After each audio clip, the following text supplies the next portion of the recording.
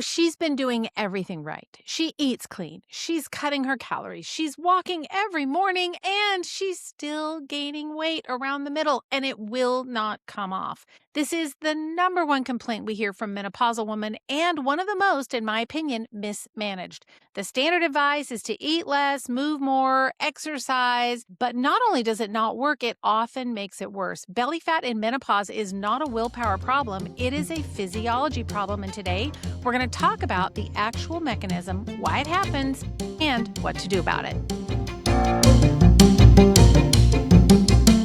Well, hello and welcome back to the show. Today we're going to be talking about menopause and belly fat. And if you have been around for any amount of time, I am pretty certain that you, as a provider, have met these women that come in and they just can't get rid of that belly fat. It is a stubborn problem. And yes, there are aesthetic things that they could do, but what if we took the approach that it's fixable? I would argue that it could be. That fat doesn't have to be stubborn, but for these women that come in, it's a big deal for them. I mean, they're struggling. They are on the struggle bus and they're gaining weight. It won't come off. Doesn't matter what they do, diet, exercise, none of that works. So I want to talk to you today a little bit about why that happens and what we can do about it. So first, we have to talk about now we're talking about menopausal women here, right? Okay, so we got to be clear about that. Sometimes it's in that, like, we'll catch them in that perimenopause window, that little window,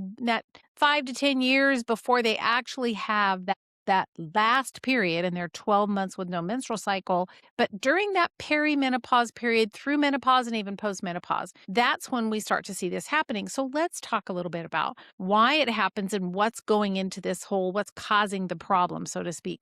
First of all, I think that we all know that estrogen is dropping, right? That's clear. So the estrogen is dropping because she's in menopause. She doesn't have that E2. What happens is she ends up with more E1. Now, E1 is the postmenopausal or menopausal hormone. E3 is the estrogen that is predominant during pregnancy.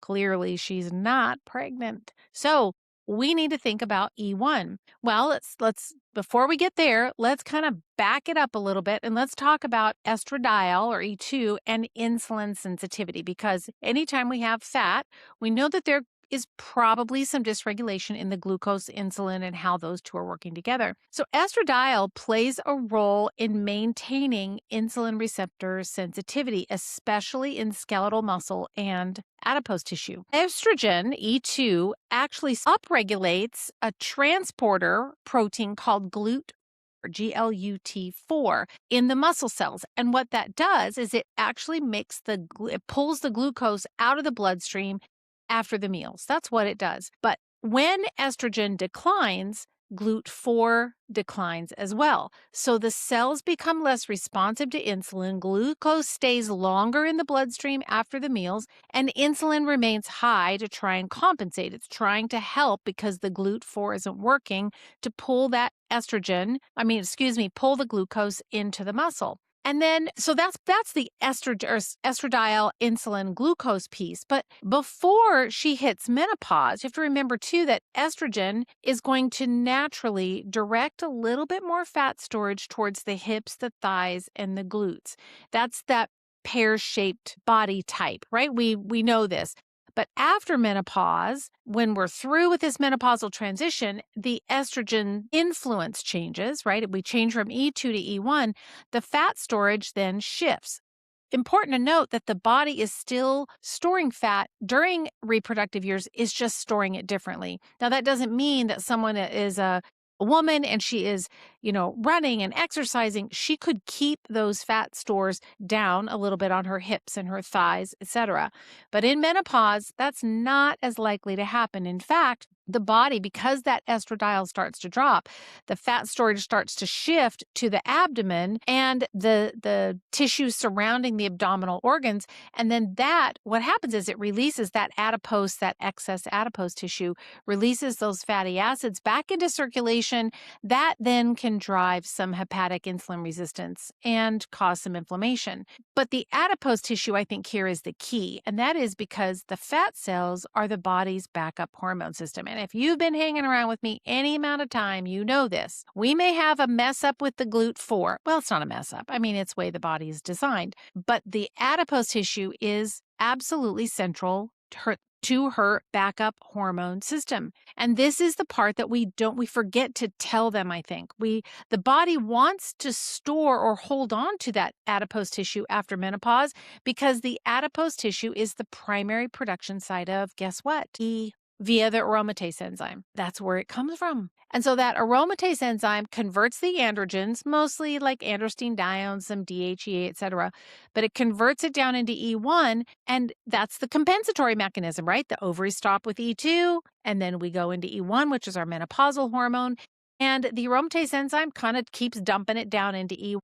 But the body goes, yeah, I can't trust that that's always going to be there. I need to make sure I've got extra fat so that I have estrogen E1 specifically when I need it. So if the body is actively trying to store fat, why does it store more in one person, in one woman than another? You'll have one woman that had a flat belly, and then boom, she's got a nice little roll around on the lower abdomen. Why does that happen in one woman, but it doesn't happen in another? So what often we tell them to do, which doesn't always work out well, is we tell them, just do intermittent fasting.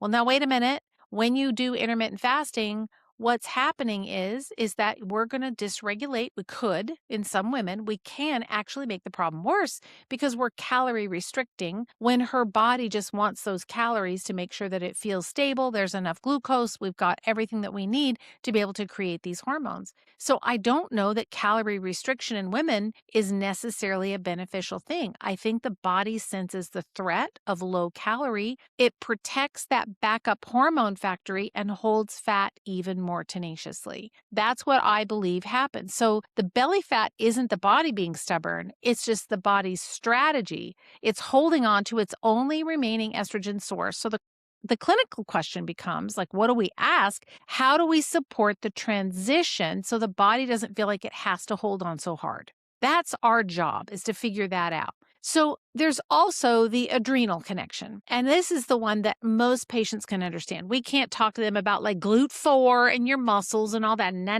that's not going to work. What we want to talk to them about is how the HPA axis, responds during menopause, because the adrenal glands are that backup hormone system. And are the adrenal glands involved in blood sugar regulation? Yes. So could we blame all this fat accumulation on excess glucose in the bloodstream and poor insulin response and gluten? It's a contributing factor for sure.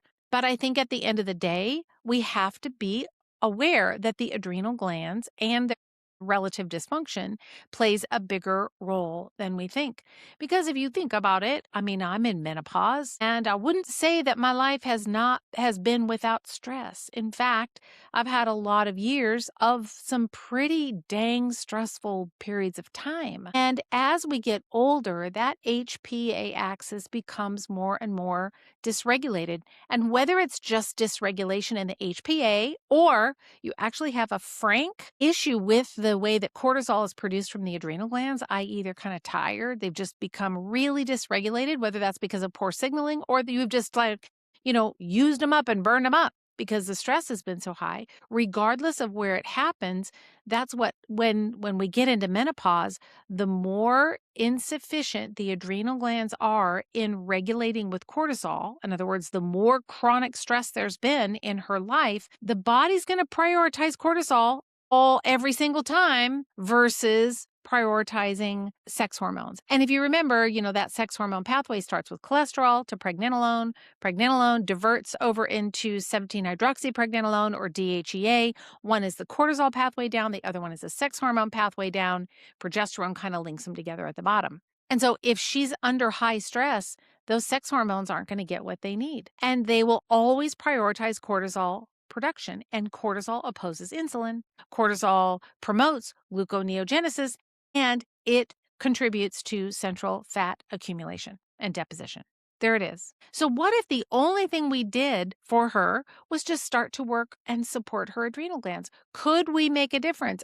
I would say yes. Now, I'm not saying we don't need to address diet and get the sugar out and the carbs out and all that. That's all obvious. But if we've got high cortisol, if there's a stress response in menopause or the years leading up to it, that's going to end up creating a higher fat deposition in that lower belly. And so I've always kind of said that it's normal for a woman to gain around 5 pounds or so when she goes into menopause. This is normal.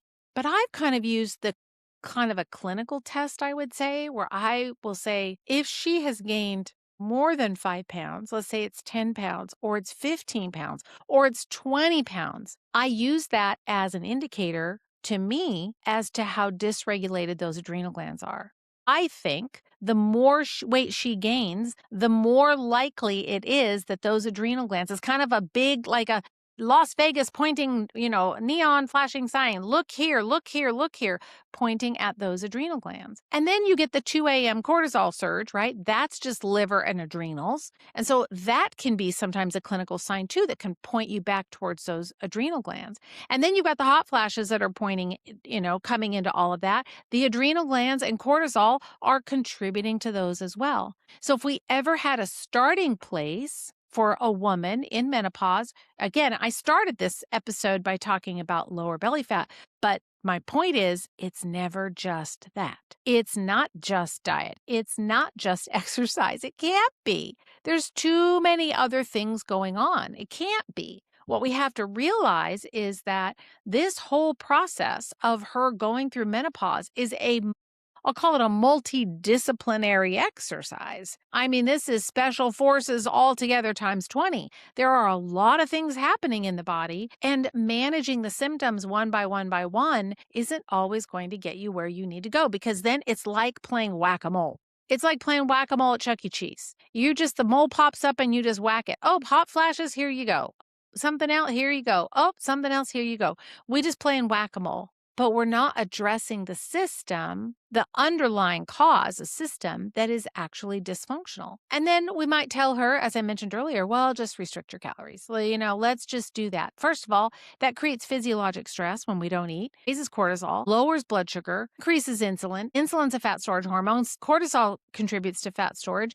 And if she's already under some HPA axis stress, this is the definite wrong direction to go. She needs less cortisol pressure, not more. We need to calm her down. We need to reset that HP axis so that she can get energy back. She can feel better. She should not be restricting her calories, in my opinion. So let me kind of go over this with you. I know it just kind of dropped a lot on you, but this is on my mind lately. So I'm going to walk this through with you. So first of all, she has declining estrogen, specifically estradiol, right? Her estrogen's going down. That's going to cause a reduced sensitivity to insulin because E2 and insulin, they work together. So her E2 goes down, insulin goes down. Her fasting insulin can maybe go up a little bit. If it does go up, it is going to cause some central fat storage. That's going to happen. If she has adrenal stress, that adrenal stress is causing elevated cortisol.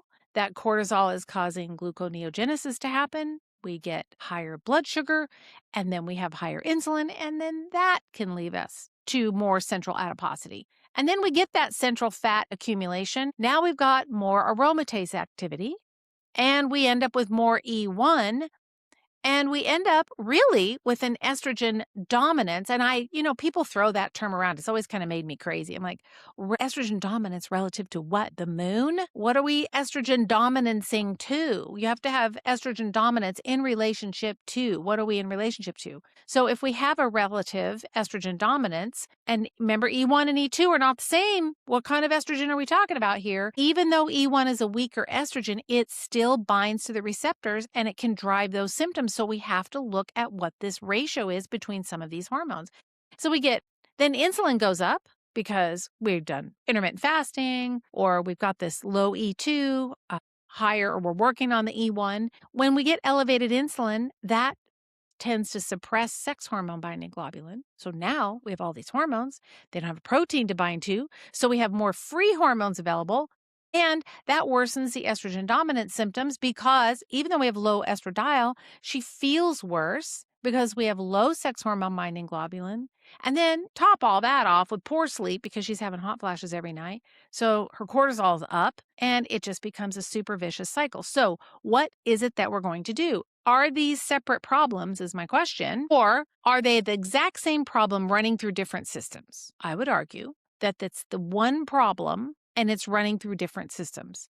Because if we chase the symptoms, we're not going to be able to address effectively the system that's causing the issue. So now, what do we address? Okay, I like to ask a few questions. First question I'm going to ask is, where do you normally carry your weight and has that weight changed in the last 5 years? That's a question I'm going to ask. Is this normal for her to have this? Most of the time, these menopausal women are going to say, no, I've never had this before. Second, I'm going to ask her what happens between 1:30 and 3-ish in the morning. And is there associated sweating or anxiety around that time? That right there, my friend, is a key question because that tells you the cortisol is involved. So if she wakes up, moves, has a hot flash, or wakes up and there's anxiety, that is adrenals right there, cortisol.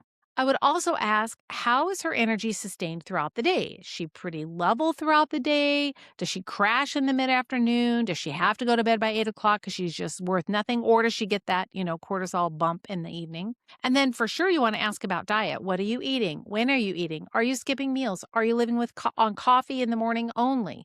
Are you doing low fat? Are you a vegetarian? Are you what's happening with your diet? You've got to get a diet log because blood sugar becomes absolutely critical. And I cannot underscore that enough in this population of women. And then we want to know, like, what is her stress history? Stress always been high? Have you had a pretty stress-free life? What was happening in your 30s and 40s? Because remember, those are the years prior to perimenopause. And that's where a lot of I always say the stage is setting in your 30s, as in it's being set. And in your 40s is when you're having to live in the stage that you set in your 30s, which is giving rise to what your experience is going to be during the 50s in your menopausal years. So I've always said, you have to start supporting menopause in the 30s. But you say the M word to a 30-year-old and they will punch you in the throat. I can't tell you how many patients I've had that be like, I don't want to talk about it. I don't want to talk about it. I had a couple people who start crying. They're like, no, I don't want to be in menopause. I'm like, I'm not saying you are. I'm just saying when you get there, I don't want to talk about it. Okay, great, no problem. We can just let this one ride, but it isn't going to work out well if we don't prep them in their 30s.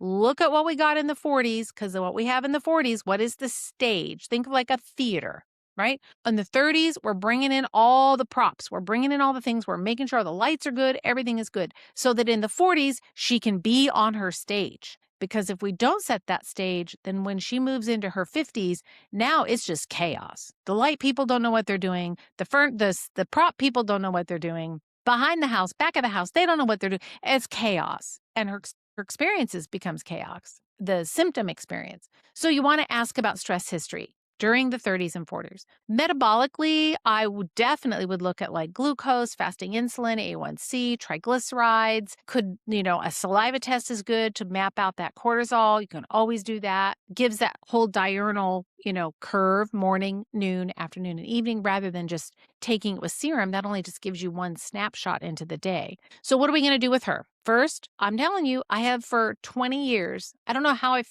I don't know. I don't remember anybody telling me this. I think I just figured it out years ago, but it still sticks. The PFC, protein, fat, carb, with every single meal or snack. That's it. And I now would add fiber because it helps especially in this case, because it helps stabilize glucose, right?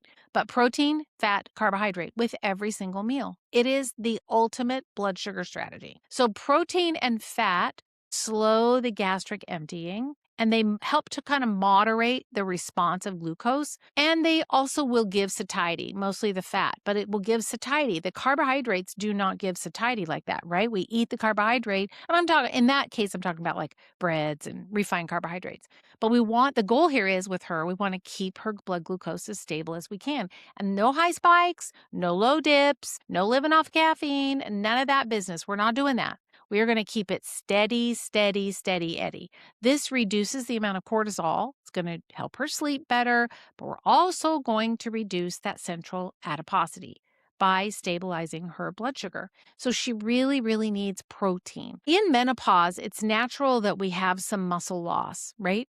We have muscle loss. And then you've got these women that are on the GLPs. Like, don't even get me started with that. Oh, the sun's going away. I'm losing my sunshine. Sorry. If you notice my face still just changed, that's because the sun went behind a cloud. And menopause, we start losing muscle. And that skeletal muscle is the primary site of glucose disposal, even with the reduced GLUT4. So when we lose muscle, that means we're also not able to buffer that glucose, pull it out of the bloodstream, and insulin can go high. So our target, what we want in order to increase satiety, elongate that glucose, make it really work for us, I really think that women should be shooting for 25 to 30-ish grams of protein per meal, not per day, per meal, and especially breakfast.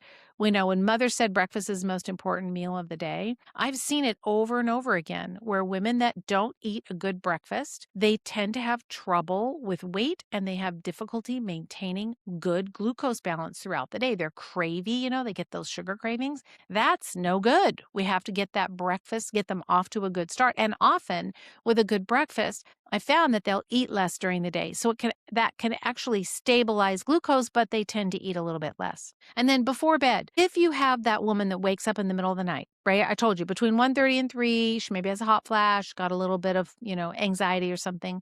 You can try this. It doesn't work with everyone, but try giving her a little bit of a protein, fat, and carbohydrate. I usually say protein, fat, fruit, or veggie. I don't like them to think carbohydrate means I don't want them having a piece of toast. But what we want to do is give the body just enough material or substrate to maintain blood glucose through the night. That's all. It could be a hard-boiled egg with some olives. It could be a hard-boiled egg, even half a hard-boiled egg. It doesn't have to be much. But we want to give her something that will get in and stabilize that glucose as she's going to bed. It could be like full-fat Greek yogurt or with some nuts or something like that. Just a small bedtime snack makes a big difference. And then let's talk about, as we wrap up, I want to talk about a few herbs that you can also add in. Cinnamon is always a good thing. Get a good quality cinnamon. You can use it as a liquid. There's a lot of supplements you can get that have cinnamon and other things in them.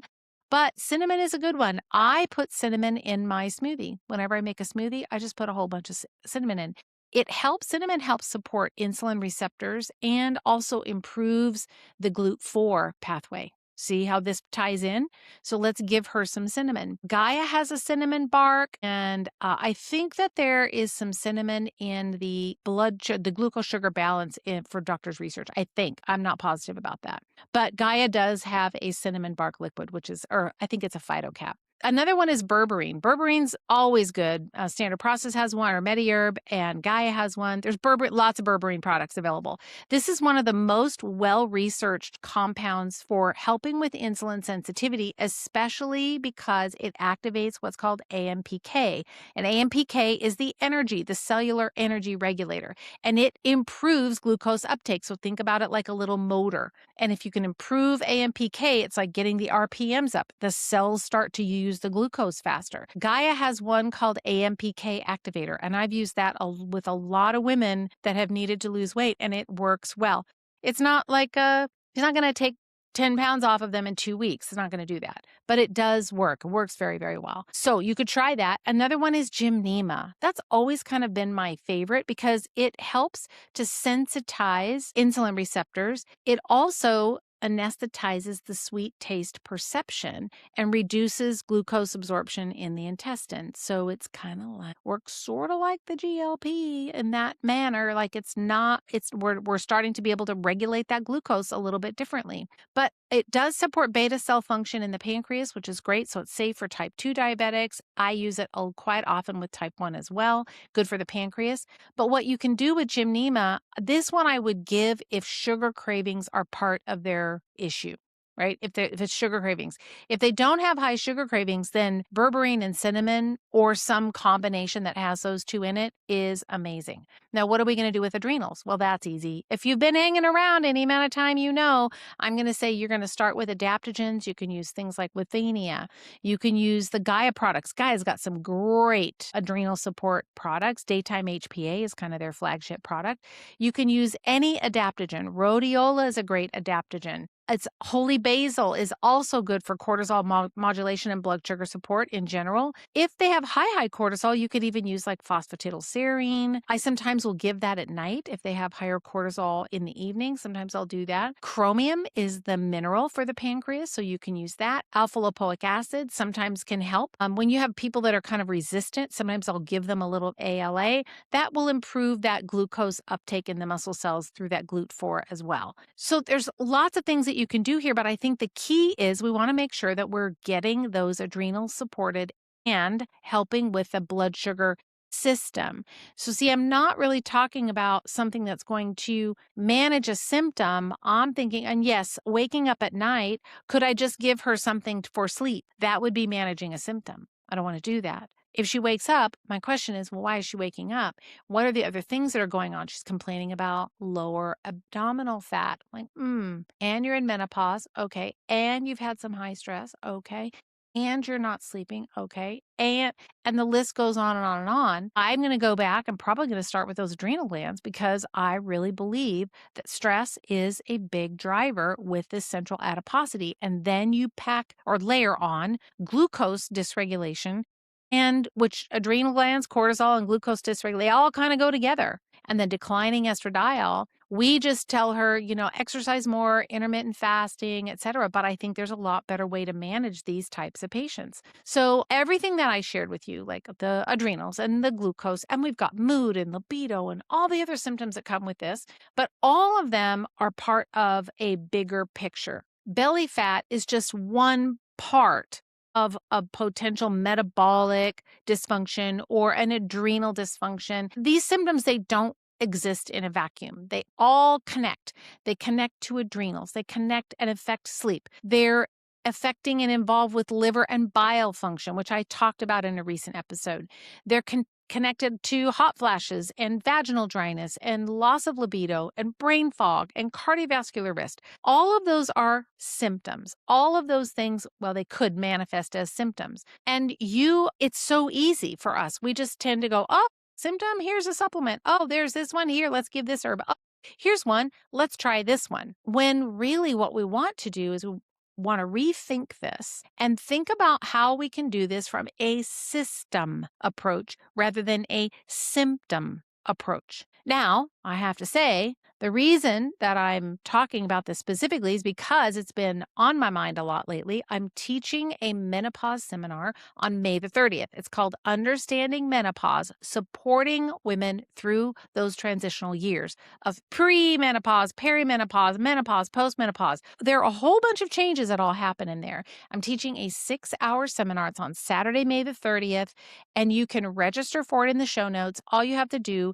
is go to rondanelson.com/meno, MENO 2026. I highly recommend it. What I'm going to do is provide for you and teach you a brand new framework that I have put together on how to work with these menopausal women in a very structured, strategic way so that we're not playing whack-a-mole for weight gain. We're not playing whack-a-mole for fatigue. We're not playing whack-a-mole for hot flashes. With this framework that I'm going to teach you, I'm giving you all the resources to do it, plus a quiz. You're going to have to get on the webinar, on the seminar webinar to find out more about that. But I have, for everyone that shows up, I actually have something that's going to be a tool that you can use with your patients to find out which system is under the greatest stress. Yes, I've got that for you. So this is a brand new framework. I've never taught it before. It's not inside Clinical Academy. I have never taught this before. If you want it, register. The seminar is on the 30th of May. If you can't join live, no problem. All you have to do is register and you'll get the notes. You'll still get, I have a menopause kit for you that has a whole bunch of resources and frameworks and images and diagrams, a whole bunch of stuff, as well as access to the replays. So even if you can't attend live, you can't get there on Saturday, register because you can get all access to all the things afterwards. So go to rondanelson.com/Meno 2026. So go grab your spot. I will see you next week on the show, the podcast, now on YouTube. I'm loving this. It makes me so happy. So go grab yourself a spot, grab a cup of coffee. If it's in the morning and you're listening, go exercise, go work out, go do something wonderful for yourself today. And I'll see you next week on the podcast. Take care.